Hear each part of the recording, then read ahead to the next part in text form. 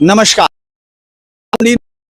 आप सभी का स्वागत है। हम दिख रहा है जो चुनाव वो पूरी तरह शेयर कर रहे हैं। मेरे साथ हैं दोस्तों प्रारब्ध से, आपको दिख रहे हैं अवनीश जी, और फिर व्यालोक वाणी से व्यालोक साथ में है। हम लोग यहाँ कोलकाता में हैं, मैंने आपको बताया विधान नगर में हैं। तो आज हम लोग कल के बाद की कहानी शुरू करेंगे। कहानी ये हो चुकी है कि सुप्रीम कोर्ट ने लॉक कर दिया।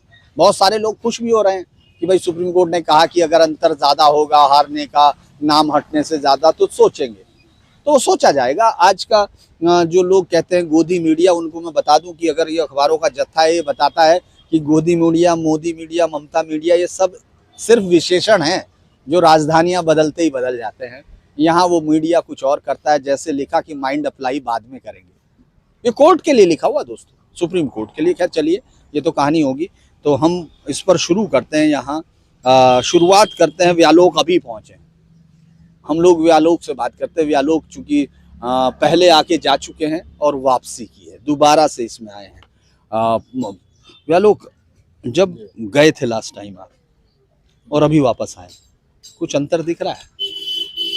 देखिए, एक अंतर तो ये है कि पिछली बार जब मैं आया था तो रिसड़ा वाले इलाके में था। आप ये मुझे दे दीजिए, मैं पकड़ लेता हूँ, जब नहीं बोलना होगा तो बताइए।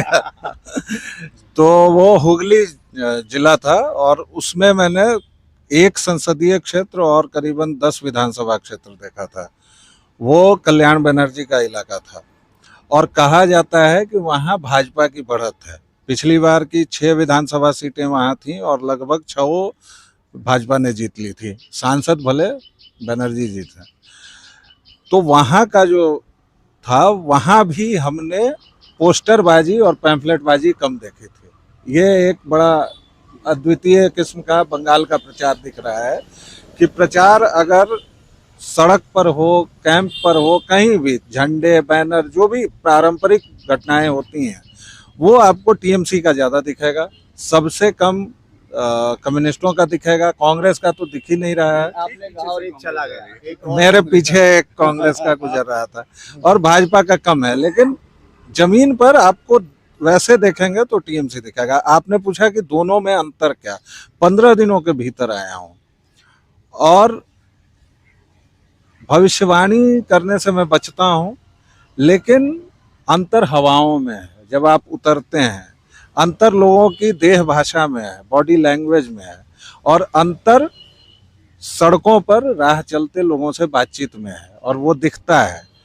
2 चीजें बड़ी आसानी से मैं कह सकता हूं कि जो एक तरफा मुकाबला अभी तक चला आ रहा था वो बदल चुका है। मामला बहुत टक्कर का है, फंसने वाला है मामला, और परिणाम अनपेक्षित भी हो सकते हैं। परिणाम अनपेक्षित, मतलब जो अमूमन विद्वान लोग 12 फुट वाले जो नेशनल मीडिया के करता धरता हैं, 12 फुट के स्टूडियो में बैठ के जो पूरा ज्ञान देते हैं, पूरी भविष्यवाणी करते हैं, उन लोगों को झटका लग सकता है। और बीच का मामला नहीं है, अंतर यही है, या तो आर या पार है मामला। अगर भाजपा ने 100 के ऊपर सीटें छू ली तो फिर चमत्कार भी हो सकता है, और शायद इस बार पहला ऐसा देखेंगे कि विधानसभा में हो सकता है कि भगवा पार्टी, कमल पार्टी ऐसा कुछ भी कर लें। वो चांसेज हैं जो कि कभी बंगाल में नहीं दिखता था। पहला मोटा मोटी तो अंतर ये दिख रहा है। आगे जैसे जैसे चलेंगे वैसे वैसे बात होगी। अब हम लोग अवनीश जी के पास चलते हैं। अवनीश जी के साथ कल भी आपने देखा, भवानी नगर में हम लोग घूम रहे थे। भवानी नगर की कहानी आपने, भवानीपुर में, माफ कीजिएगा, भवानीपुर में हम लोग घूम रहे थे, वो एक अंतर आपने देखा था। लेकिन कल से अब तक अलग अलग जगह पर घूम कर आए हैं अवनीश जी, और कई जगह पर कई लोगों से, और अलग अलग जगह पर चूंकि जहाँ ठहरे हुए हैं रात के 11 बजे तक तो घूमते ही रहे, सड़कों पर पूछते रहे कि लोग क्या कह रहे हैं। और चूंकि वो माइक लेकर नहीं पूछते हैं, उनकी सबसे अच्छी बात यह है कि वो आराम से साथ में खड़े होते हैं और फिर धीरे से पूछते हैं, दादा क्या चल रहा है? तो दादा भी कंफ्यूज हो जाते हैं, जानते हैं चल क्या रहा है, लेकिन अब उनको कितना बताया होगा ये उनसे पूछेंगे। कल सुप्रीम कोर्ट में बड़ी उम्मीद के साथ गई थी ममता, एक आखिरी उम्मीद थी। आपको लगता है अब सही से जो दांव थे वो सब खत्म हुए और जो बीजेपी आउट ऑफ बॉक्स की बात कर रही थी वो शुरू हुआ? सबसे पहले तो सभी दर्शकों को नमस्कार। सुप्रीम कोर्ट ने इस बार लगातार इनकी उम्मीदें तोड़ी। ये कोई अकेला मौका नहीं है। और मैं तो इसीलिए कहता हूं कि इस बार सुप्रीम कोर्ट इलेक्शन कमीशन का कस्टोडियन बन के बैठा है। इलेक्शन कमीशन को सुविधाएं दे रहा है, उनको काम करने का उसने स्पेस दिया, और यहां तक कि मैन पावर सप्लाई भी किया। जुडिशियल ऑफिसर्स मैन पावर तक सप्लाई किया कि हमारे आदमी ले लो, लेकिन इलेक्शन कमीशन तुम अपना ये काम करके दो। तो एसआईआर को लेके जितना गंभीर सुप्रीम कोर्ट रहा है बंगाल के एसआईआर को लेके, मुझे नहीं लगता कि बाकी जगह वैसे कोई बहुत ज्यादा समस्या भी नहीं आई। और उसने बार बार कई बार कहा भी कि भाई बाकी जगह भी तो एसआईआर हो रहा है, वहीं क्यों परेशानी हो रही है। ये जो 27 लाख, और सुप्रीम कोर्ट को ये तो कहना था, क्यों? क्योंकि वो डाउटफुल हैं, वो डाउटफुल हैं। तो वो जो माननीय जस्टिस बैठे हुए हैं उनको ये पता है कि अगर वो डाउटफुल हैं और अभी तक वो करार नहीं दिए गए गलत, तो आगे देखेंगे, ये उन्हें कहना ही है। मैं इसे टेक्नो लीगल लैंग्वेज कहूंगा। लीगली उन्होंने एक टेक्निकल बात कही है कि भाई अगर वो डाउटफुल हैं तो निश्चित तौर पर वो चेक होंगे, और चेक होने के बाद फिर देखा जाएगा। और जहां उन्होंने ये कहा, क्योंकि इसको लोग अलग अलग तरीके से बतिया रहे हैं, हाँ, अलग अलग। अब जब उन्होंने कहा कि अगर हार जीत का अंतर ज्यादा होगा, तो ये वो है कि 27 लाख अगर किन किन सीटों पर कितने थे, अगर उनसे उनके न रहने से कोई अप्रत्याशित रूप से अंतर आया है नंबर्स का, किसकी सरकार बन रही, कौन जीतेगा, ये नहीं, नंबर्स का अगर कुछ आया तो हम देखेंगे। और देखना है उनको, ये निश्चित कहना पड़ेगा, क्योंकि डाउटफुल है, प्रूव्ड गिल्टी नहीं है। तो ये है, इसको लोग अलग अलग तरीके से देख रहे हैं, और अकल पर भी सवाल उठा दिया सुप्रीम कोर्ट के। खैर ये अलग चीज है। अब आते हैं थोड़ा पॉलिटिक्स पे। सर मैं सच बताऊं तो बंगाल के बारे में जितना मैं इनपुट लेके यहाँ आया था, वो सारे इनपुट यहाँ पर इस बार बदले हुए। पहला ये कि कोई बात नहीं करता, खूब खुल के बात कर रहे हैं, एक स्टाइल है। वो ये थोड़ी ना सीधे बोलेंगे, जैसे अब हमारे यहाँ क्या है, पश्चिमी उत्तर प्रदेश के किसी यादव बहुल इलाके में आप चले जाइए, सामने वाला आप पूछेंगे बाद में, वो कहेगा कि अखिलेश भैया जिंदाबाद, तेजस्वी भैया जिंदाबाद, योगी बाबा की जय हो, हर हर मोदी, घर घर मोदी। बंगाल कभी इस तरीके से न पहले बोला है, ना अब बोल रहा है, लेकिन वो आपकी कही बात से कन्नी काट जाए, ये नहीं हो रहा है। और मुंह खोल रहा है, बराबर मुंह खोल रहा है। और जब भी मुंह खोल रहा है, तो मैं अब उसको कहूं कि 10 लोगों से अगर आप बात करेंगे, 9 लोग परिवर्तन की तरफ। पहले आपने देखा होगा, आपके साथ भी जब मैं कल घूम रहा था, उन्होंने कहा कि देखें क्या होता है। तो जो ये कहता है, तो मैं उससे कोशिश करता हूं ये पूछने की, आप क्या चाहते हैं, क्योंकि वो भी तो एक पक्ष है। उसको हम दूसरों का ठेका क्यों दें। तब वो कहता है कि नहीं, हम तो यही चाहता है। इससे उसको स्पेस मिल जाता है कि नहीं, मैंने ये कहा नहीं कि हटो, लेकिन मैं चाहता ही हूं। लोग बदलाव चाहते हैं, पहली चीज। दूसरी चीज, एसआईआर ने वो जो नंबर्स घटे हैं उससे बराबर की जमीन बना दी है, ये सत्य है। तीसरी चीज, जो सेंट्रल फोर्सेस की डिप्लॉयमेंट है, इलेक्शन कमीशन का जो एग्रेशन है, उससे डर का माहौल, मैं बिल्कुल समाप्त तो नहीं कहूंगा, लेकिन डर का माहौल ऑलमोस्ट, वो कोई ऐसा फैक्टर नहीं रह गया है। और जो सबसे बड़ी चीज इन सारी चीजों को पैदा न कर रही है, बल्कि इसको और आगे बढ़ा रही है, वो ये है कि बीजेपी दमदारी से, जिसको कहते हैं ना ताल ठोक के कि हम आ रहे हैं, हमको आना है, तो एक जो ये होता है, एक भय कि कहीं ऐसा ना हो कि नहीं हुआ परिवर्तन, तब तो ये हमारी रेड मार देंगे। ये चीज बीजेपी जो एग्रेसिवली कह रही है। अच्छा, सबसे अच्छी बात है, बीजेपी, कल भी मैंने ये कहा था कि बीजेपी एग्रेसिवली कह रही है प्रोग्राम्स को, करप्शन वाले को सजा दिलाने को, महिलाओं के खिलाफ सारे मुकदमे जितने थे उनको दोबारा खोलने को, डेवलपमेंट को, महाजंगल राज को खत्म करने को, 6 गारंटियां आप देख लीजिए। तो ये पर्सनल अटैक जो कि खुद प्रधानमंत्री लीड करते थे पहले, बीजेपी ने इस बार बहुत अच्छा सीखा है। तो सबसे पहले तो वो लोग खुश हो जाएं जो ये हम मुझसे सुनना चाहते हैं कि प्रधानमंत्री कभी गलती कर ही नहीं सकते। तो मोदी ने गलती पिछली बार बंगाल में की थी, और इस बार मोदी ने अपनी गलती बदल दी है, उसमें सुधार कर दिया है। मैं अब ये निश्चित तौर पर कह सकता हूँ कि यहाँ परिवर्तन के लिए जमीन तैयार है। और एक तरफा परिवर्तन कैसे होगा, ये मैं नहीं कह रहा, ये बंगाल के मतदान की प्रवृत्ति है। उसने जब जिसके पर झाड़ू लगा चलाया है तो एक तरफा चलाया। कांग्रेस को खत्म किया, एक तरफा खत्म किया, लेफ्ट को खत्म किया, एक तरफा खत्म किया, दीदी को लाया। और जब इस बार अगर बदलाव होगा तो ये मैंने कल भी कहा था कि बंगाल कभी किसी को चुनता नहीं है, सत्ता से हटाने के लिए वोट करता है। इसने हमेशा सत्ता से हटाने के लिए लेफ्ट को हटाया। सामने ममता थी, ममता को लेके आए और इस बार ममता के खिलाफ माहौल है। आप भवानीपुर में बताइए जो उदासी, आज सुबह मैंने वीडियो देखा, पैदल चल रही हैं अपने भवानीपुर एरिया में ममता बनर्जी। भीड़ मुश्किल से 15-20 की है, वो महत्वपूर्ण नहीं है। इस समय इलेक्शन कैंपेन में कोई लाखों की भीड़ की आवश्यकता नहीं है। हाँ, कल बांकुड़ा में लेकिन सबसे महत्वपूर्ण बात यह थी कि किनारे जो लोग खड़े हुए हैं, ममता बनर्जी हाथ ऐसे जोड़ रही हैं और कोई औपचारिकता में भी, तो ये जब होता है कि मन अंदर से दुखी है। तो निश्चित तौर पर इस बार बदलाव चाह रहा है बंगाल, और बंगाल जब बदलता है तो एक तरफा बदलता है। इसलिए अब इसमें कोई मुझसे सीट न बुलवाए, मैं 400 पार का नहीं नारा लगाऊंगा, 200 पार का भी नहीं लगाऊंगा। मैं केवल ये बताऊंगा कि बंगाल ने जब भी जिसको हटाया है बहुत कायदे से हटाया। तो जो भी होगा एक तरफा होगा। आप बंगाल के इतिहास में, आपके पास इतना अनुभव है दर्शकों, आप जरा सोचिए बंगाल के इतिहास में कभी कोई ऐसा हुआ है क्या कि 10 विधायकों के अंतर से कोई सरकार बनी हो? नहीं, जब उसने पलटा एक तरफा पलटा। तो ये यहाँ से अब लोग ले लें, मैं नंबर्स नहीं बोलता हूँ, मेरी आदत नहीं है, क्योंकि मुझे इतना ज्ञान नहीं है कि मैं नंबर आपको बता दूं। लेकिन ये निश्चित तौर पर है कि बदलाव की जमीन तैयार है, लोग बदलाव चाहते हैं, इसलिए जमीन तैयार है। और बंगाल जब बदलाव करता है तो एक तरफा बदलाव करता है। दरअसल अगर हम इसको डाटा से देखें दोस्तों, मुझे ये कहना पड़ेगा, जरा देख रहे हैं, ये दिखाएं आपको कि किस तरह से लोग यहाँ, ये नाम इसका लेक टाउन है, लेकिन लेक टाउन के नाम पे जो ये लेक है, अगर इसको आप लेक कहेंगे तो मैं बहुत नाराज तो नहीं हो पाऊंगा, लेकिन चूंकि बंगाल में हूँ इसलिए मुस्कुरा भी नहीं पाऊंगा। मैं नहीं मानूंगा आपकी बात, आप भले ही कहें। हालांकि हमारे साथ अवनीश जी इसको लेक कह रहे थे, क्योंकि लिखा हुआ कह रहे लेक है तो इसको मान लीजिए, और ये नहीं मान रहे हैं, या लोग इस बात को नहीं मान रहे, कह रहे जेएनयू में ही हमको सिखाया नहीं गया, मान लो। तो हम लोग ये जानना चाहते हैं या लोग कि यहाँ का इतिहास जो है, देखिए ये जो बातें आ रही हैं ये अभी इमोशनल बातें हैं, क्योंकि अगर हम 2024 की बात करते हैं तो बीजेपी बढ़ के भी 92 सीटों पर जाती है, 92 से 100 सीटों के सेगमेंट पे जाती है।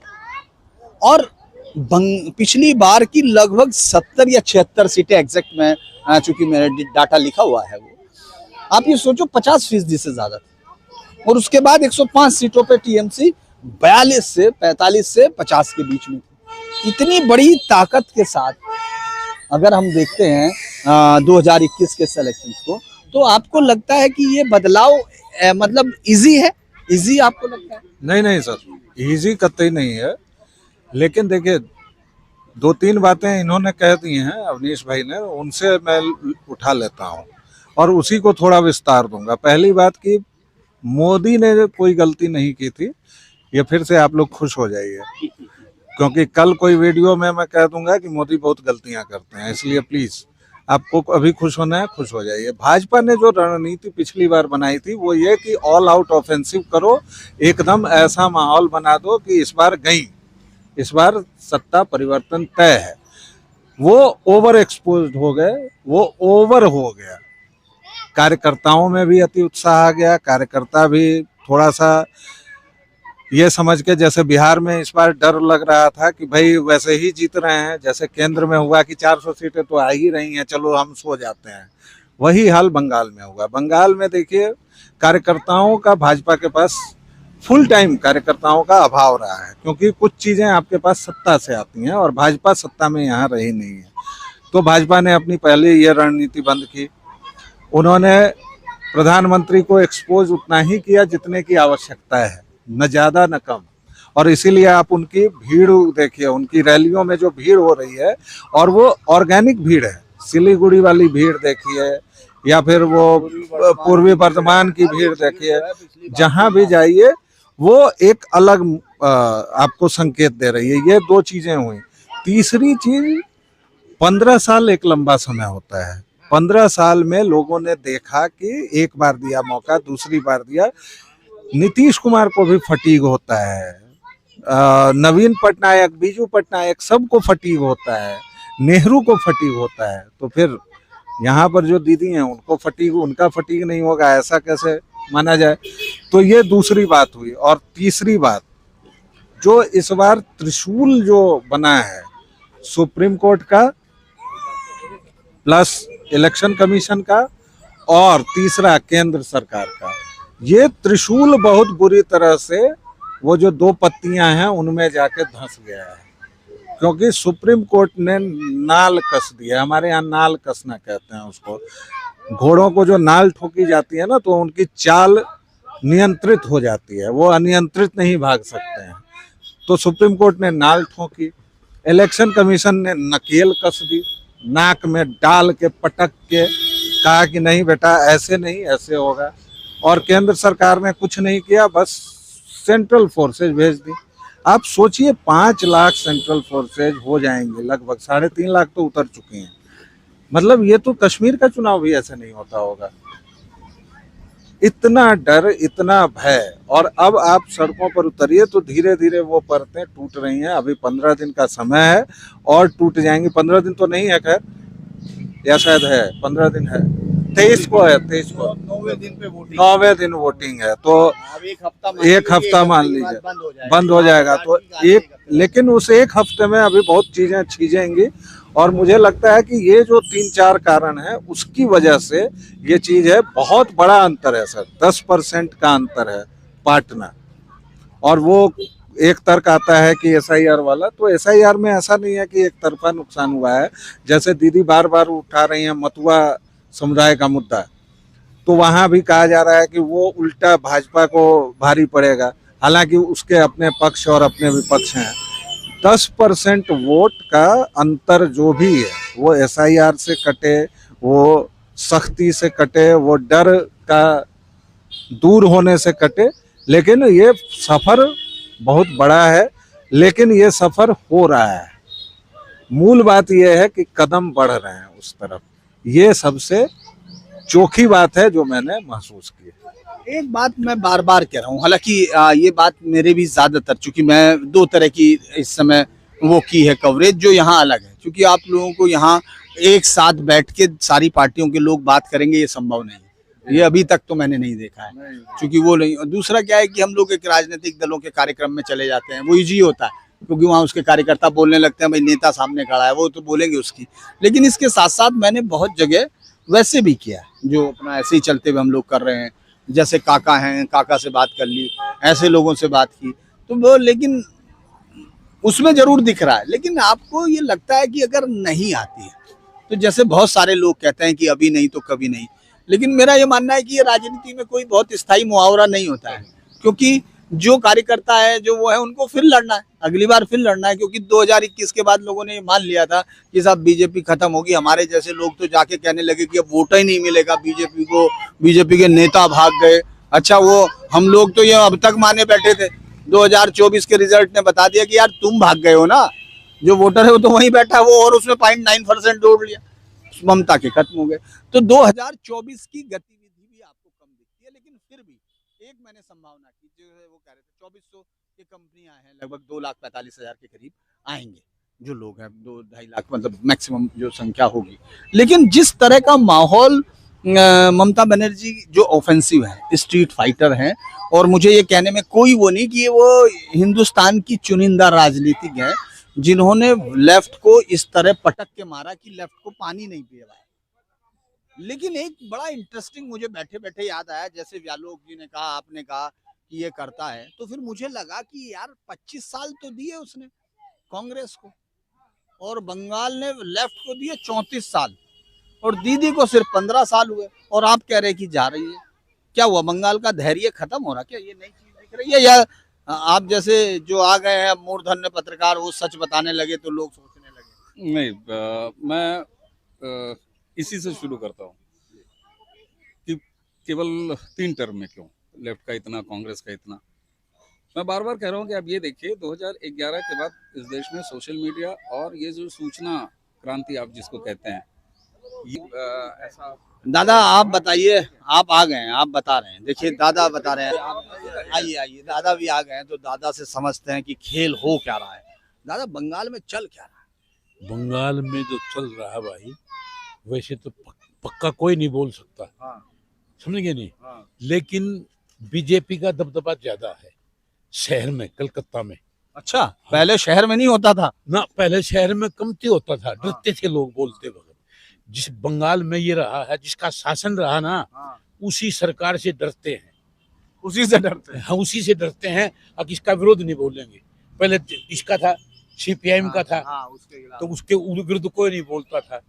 अभी हमारा एक आलू विक्रेता दुकानदार से बात हुआ, तो मैं बोला, अरे बीजेपी का झंडा लगा लो तुम, तो बोला नहीं, मार देंगे हमको। अभी वो हरियाणा की ताकत नहीं समझ पा रहा था। आपने हमारी आवाज पहचान लिया, ठीक पहचान लिया, समझिए। हाँ ये बात है। तो आप कब से हैं यहाँ? हैं? आप कब से हैं? आप यहाँ कब से हैं? हम 1966 में आए थे। 66 में आए थे 1966 में 10वीं पास करके, और तब से यहीं हैं। तब से यही है बंगाल में। लेकिन हमको बंगाली नहीं आई।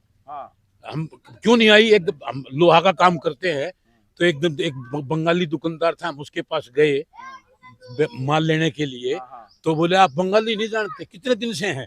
हम उस टाइम में 40 साल हुए थे। मगर हम 40 साल से इधर हैं। तो बोले 40 साल तक नहीं सीखा। तो मैं बोला उसमें आपका दोष है। वो बोले उसको अचंबा हुआ। वो बोला कैसे? मैं कैसे? इसलिए आप हिंदी में बात करते हैं, अगर आप बंगाली में बात करते हमसे तो दुख सुख पा करके हम सीख जाते। अब हम स्कूल में पढ़ने के लिए तो जाएंगे नहीं, तो हम सीखे नहीं। आप हिंदी में बात करते हैं, हम हिंदी में बात करते हैं, हमको बंगाली आई ही नहीं। एक दो शब्द आ गया है ना, तो इसलिए वो मान गया। तो बोले ठीक बोला आप। लेकिन एक बात बताइए दादा कि ये जो डर की बात की जाती है, आप तो इसी इलाके में रहते हैं। इस इलाके में 30 साल से हैं हम। दमदम पार्क में, पहले बड़ा बाजार में थे। अच्छा, हाँ, बल्कि बड़ा बाजार भी इसी तरह का पूरा। बड़ा बाजार। अब ये जो डर कम लग रहा है, ऐसा लग रहा है हाँ कुछ अब की बार कम है, क्योंकि पुलिस सीआरपी वगैरह बहुत ज्यादा दे दिया। और मोदी भी थोड़ा सा भयंकर आदमी है। देखिए मोदी को मैं ये अपना मन से कह रहा हूँ, ये भारतवर्ष के लिए भगवान ने भेजा है। भगवान ने अगर नहीं तो, यदि देखो कांग्रेस पहले फर्स्ट में ही कांग्रेस थी, लेकिन कांग्रेस का इतना पतन हो गया, इस देश का सत्यानाश हो जाता। अगर और 10 साल रह जाती तो ये, मैं सच्ची बताऊं आपने बात, परमात्मा ने इस देश की रक्षा करने के लिए, इस सनातन धर्म को जिंदा रखने के लिए 1000 साल से गुलाम है ये सनातन धर्म। 800 साल मुसलमानों ने, 200 साल अंग्रेजों ने, तब भी ये खत्म नहीं हुआ। क्यों नहीं हुआ? कमती हो गया, जीरो, मतलब बहुत थोड़े संख्या आ गया, लोग डरने लग गए, लेकिन खत्म जड़ से नहीं निकली इसकी। अच्छा, आपने तो कभी डर के वोट नहीं किया? आप तो कब से कर रहे हैं? आप तो डरते नहीं, आप वोट करते हैं ना। वोट में डरते नहीं है, लेकिन हमको ये डर लगता, हमको कई आदमी बोलते हैं अब तुमको कोई ना कोई गोली मार देगा, तुम इतना बोल। बस में भी हम बैठते हैं तो जिक्र हो जाता है, तो राजनीतिक काम अपना मन का बात बोल देते हैं, तो और कोई बोलेगा नहीं। वही तो, हम जब आप रुके तो हम समझ गए कि दादा जो है बंगाल से बाहर आके बंगाली। लेकिन चलता है भाई। देखो कलकत्ता कई चीजों में बहुत अच्छा भी है। बंगाल जो है वो अच्छा है, उसमें कोई शक नहीं। हिंदुस्तान में किसी टाइम में कलकत्ता का, बंगाल का डंका बजता था। बड़े बड़े उद्योग इसमें यहाँ थे, सब यहीं थे, बिरला, बड़ी बड़ी कंपनियां, बड़े बड़े उद्योग। लेकिन ये सीपीआईएम ने इसका सत्यानाश कर दिया। अच्छा, फिर कांग्रेस का नाश हुआ इंदिरा गांधी के टाइम में। नेहरू जो था ना, प्रधानमंत्री बन गया, पटेल को उसे डाउन करके और करके। लेकिन नेहरू चोर नहीं था, सीट के लिए लड़ता था, भाई मैं प्रधानमंत्री रहूं, लेकिन पैसा का चोर नहीं था।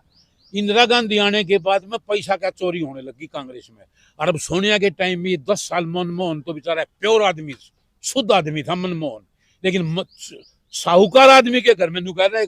बड़ा बाजार में गली है, चोर बगान में साहलेन, अभी भी है वो। अच्छा, चोर बगान बड़ा एरिया का नाम है, चोर बगान, और उसमें एक साहलेन। तो उस तरह मनमोहन सिंह और प्रधानमंत्री ईमानदार, बाकी सब चोर। तो चलो, दादा से हम लोगों ने बातचीत की है और समझे। लेकिन आपको क्या लग रहा है कि जैसे आप लोगों के साथ संपर्क में है, इस बार एक तो डर कम है, इस बार डर का माहौल नहीं है।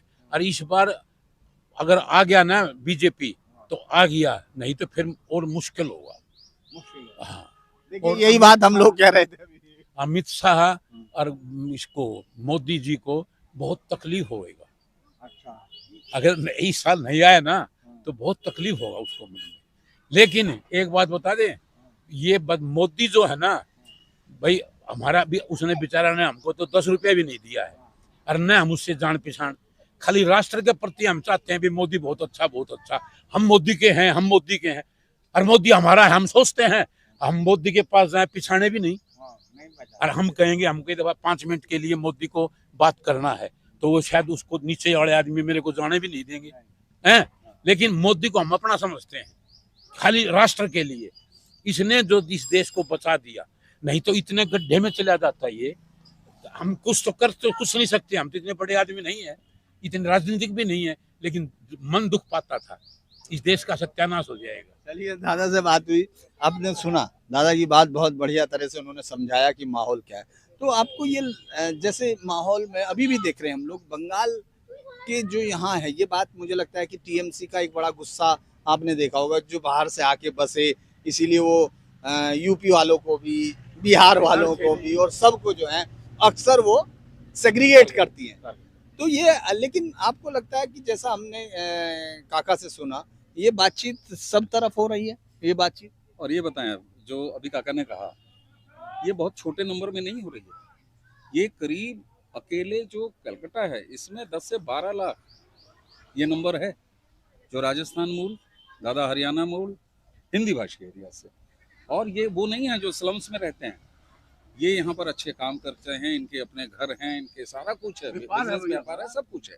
लेकिन ये कारोबारी और वो लोग हैं, तो इनके लिए मामला ये होता था कि ये वोट डालने जाते ही नहीं थे, ये क्लास अवॉइड कर जाता था कि ठीक है यार, आज छुट्टी। सीपीएम के टाइम में तो हमारे जो मकान होते ना, जिसमें 14 परिवार है, 25 परिवार है, 30 परिवार है, और अब तो ये कम्प्लेक्स वगैरह बन गए, 304 घर हैं, 300 घर हैं, 500 घर हैं, तो उसमें एक मेन गेट पर एक बम मार देते, उसी से वो डर जाते, और ये बमबाजी नहीं जाएगा, हमको क्या लेना देना है वोट से, उतारते ही नहीं। अरे उनके नाम के वोट ये घेर लेते, फिर थप्पा, और उस टाइम में तो ये बटन नहीं था, थप्पा थप्पा थप्पा मार मार के जिता दिया। हम देखा है हावड़ा में, हमारा भांजा उठा था एक बार बीजेपी की टिकट से 10-12 साल पहले, हैं, तो हम उसकी हेल्प के लिए चले गए, तो देखते हैं तो हमारा भांजा के जो झंडे वंडे टंग रहे थे सुबह सुबह ही, आज जैसे वोटिंग होगा ना, सुबह 6 बजे आगे 20-30 आदमी, लगन देव सिंह वहां का एमएलए था सीपीएम का, तो लगन से देव आदमी आकर के और नारे वारे बोल करके सारे झंडे वंडे पाट दिया। हम ऊपर से देखते हैं तो मेरा भांजा जो है ना, वो उठ रहा था, उसका खून गर्म हो गया, वो ऊपर से आने लग गया, मैंने उसको पकड़ लिया, मैं तेने बिल्कुल नहीं जाने दूंगा नीचे, अरे जीतेंगे हारेंगे जो भी कुछ होगा, जीतने का तो सवाल पैदा नहीं होता, और तेरे कितने मार देंगे मुश्किल हो जाएगा। मैं उसको लिपट गया, मैंने उसको जाने नहीं दिया नीचे में, नहीं तो वो आता उसको मार पीट करते हुए। अब नहीं है, अब ऐसा अब वो नहीं है, अब वो नहीं है, अब उसमें क्रांति भी आया है, कुछ क्रांति भी आया है, लोग समझदार भी हुए हैं, लोग समझदार। अच्छा, एक छोटी सी बात मैं, एक आप छोटी सी बात मैं जरूर कहूंगा आपको, या चैनल कौन सा ये टीवी है या अभी वो बता रहे हैं आपको, हम लोग अभी सूचित से बताएंगे। एक बार दादा को बताओ कौन से उसमें, कौन सा टीवी? काका ये सिर्फ बताओ, और कुछ नहीं हमको पूछना, डर तो नहीं रहे?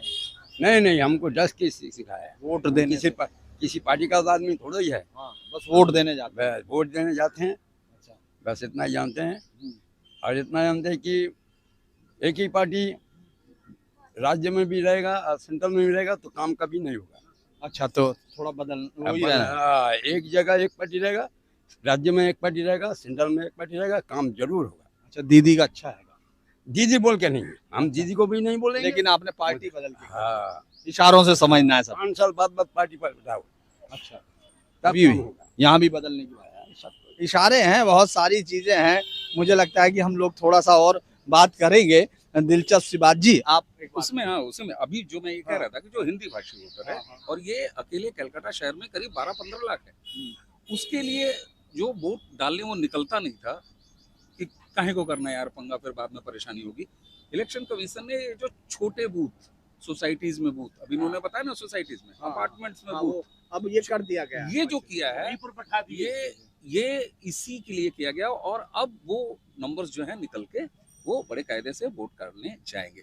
तो आप देखें ना, सिंक्रोनाइज अगर करिए सारी चीजों को, एक तरफ बदलाव की जमीन तैयार करना, दूसरी तरफ उसको करवाने के लिए SIR, तीसरा उसके बाद फिर उस बदलाव को वहां तक ले जाने के लिए वोटिंग, तो फील्ड ऑफ सिक्योरिटी को ज्यादा से ज्यादा डिप्लॉयमेंट से दूर करना। और ये जब सब कुछ हुआ है तब आप बोल रहे हैं, तब इलेक्शन कमीशन ने यहाँ तक किया कि सिर्फ सिपाही भेजा नहीं, फोर्स ही नहीं भेजी, बोले भाई तुम्हारे घर पर हम ईवीएम पहुंचा दे रहे हैं, आ जाओ सोसाइटी में हम ईवीएम पहुंचा दे रहे हैं। तो ये सारी चीजें, और इसीलिए जो भारतीय जनता पार्टी को बंगाल में, हालांकि बंगाल के अलावा आप देखिए तो भाजपा के बारे में यही कहा जाता है ना, अर्बन पार्टी है, हाँ, शहरी पार्टी यहाँ लेकिन बंगाल में पूरा मामला बदला हुआ है। बंगाल में आप देखेंगे ये तो बंगाल में ये गांव की पार्टी, ये देहातों की पार्टी, शहरों से गायब है। तो शहरों में ये जो एक नेचुरल 99% वोटर जो था, जो 12-15 लाख एक शहर में अगर है तो वो कम संख्या नहीं है, वो विधानसभा के हिसाब से तो बहुत बड़ी संख्या है। और निश्चित तौर पर उनके प्रभाव में भी, क्योंकि वो कारोबारी लोग हैं, वो एक तरह से इन्फ्लुएंसर हैं, उनके अपने कर्मचारी हैं, उनकी अपनी फैक्ट्रीज हैं, बड़ी दुकानें हैं। तो ऐसा नहीं है कि उनके घर में अगर 5 वोट है तो केवल 5 ही वोट है, नहीं साहब, वो 20-25 वोट। और फिर एक चीज और होता है कि हमारा जो एम्प्लॉयर है वो जहाँ जा रहा है, यानी कि मामला बदल रहा है। तो ये सारी चीजें, छोटे छोटे फैक्टर्स आप देखेगा तो वो आएगी। लेकिन हकीकत ये है कि आपको बंगाल की राजनीति सड़क पर होती है, चुनाव सड़क पर नहीं लड़ा जाता है। चुनाव कभी सड़क पर नहीं लड़ा जाता। हम लोगों को बहुत ज्यादा झंडा नहीं दिखे, हम लोगों को बहुत ज्यादा बैनर नहीं दिखे, लेकिन अब वो युग है कि ऐसा नहीं है कि बिना झंडा, बैनर, पोस्टर के किसी को ये पता ना हो कि कौन लड़ रहा है। और चूंकि केवल 2 ही नाम याद करने हैं और 2 ही पार्टी याद करनी है, इसके अलावा और कुछ है नहीं। सीपीएम है नहीं कहीं, कांग्रेस है नहीं कहीं, निर्दलीय तो मैंने आज अभी तक 4 दिन हो गए, मैंने किसी इंडिपेंडेंट कैंडिडेट का कहीं कोई पोस्टर आपने देखा? तो है ही नहीं। कहीं नहीं। तो मुझे लगता है कि हाँ, तो मुझे लगता है कि 2 नामों में से ही लोगों को रखना है। तो लोगों को नाम ध्यान है, तो वो कहते हैं ना, करबो लड़बो धरबो ध्यानम वाला जो अपना सूत्र वाक्य है, खलिबा हाँ, हसीबा खेलिबा धरबो धानम। धरबो ध्यानम। तो यहाँ आपको हर आदमी हंसता खेलता हुआ दिखाई देगा, लेकिन ध्यान में उसके है। अभी वो चचा क्या कह के गए, ये ध्यान में है। ध्यान में सब है। और एक मनोवृत्ति में बदलाव, उन्होंने कहा कि सबको बदलना चाहिए। तो ये बताता है कि कांग्रेस को 25 साल, उसके बाद लेफ्ट को 30 साल से ज्यादा, ममता को 15 साल, अब नहीं। तो ये एक चीज दिखाई देती है। तो मुझे लगता है कि आप इसको जिस तरह से हम ये देख रहे हैं कि आप इसको यहीं रोकेंगे, प्रोग्राम को आगे चलने के लिए, फिर अलग अलग आप इसको व्यालोकवाणी पर भी होंगे और हम लोग प्रारब्ध पर भी होंगे। तो इसीलिए जो दर्शक हैं वो सब लोग जाएं और देखें। और आप सब लोगों के लिए बहुत बहुत धन्यवाद, आप जुड़े। फिर हम कहीं और से आपको कोलकाता के अलग इलाके से दिखेंगे, लेकिन हम हर समय 4 मई तक आपको अलग अलग जगह दिखते रहेंगे। अभी के लिए इतना ही, नमस्कार। मैं एक मोदी के लिए एक संदेश देना चाहता था।